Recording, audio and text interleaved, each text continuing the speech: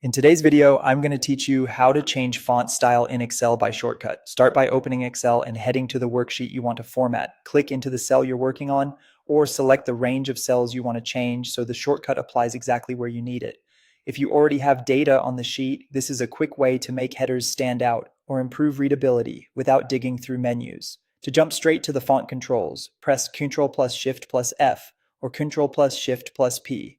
Both shortcuts open the Format Cells dialog box directly on the Font tab, which is where all the text appearance options live.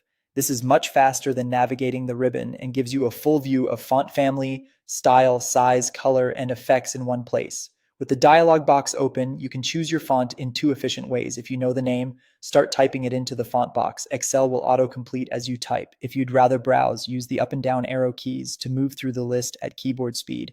As you move, look at the preview area to confirm how the text will appear.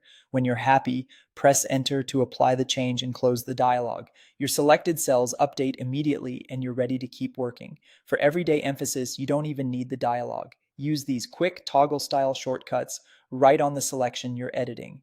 Press Ctrl plus B to turn bold on or off. Bold is great for titles and totals because it increases visual weight without changing the layout.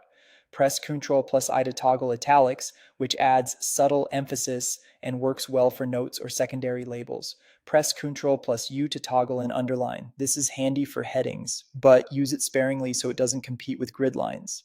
And press Ctrl plus 5 to toggle strike through, a clean way to mark values as completed or deprecated while keeping them visible for reference. All of these shortcuts work on whatever you've selected, whether that's a single cell, a contiguous range, or multiple selections. So select first, then apply the style. If you change your mind, press Ctrl plus Z to undo and try again. For shared files, consider sticking to common fonts to avoid unexpected substitutions on other computers. That's it.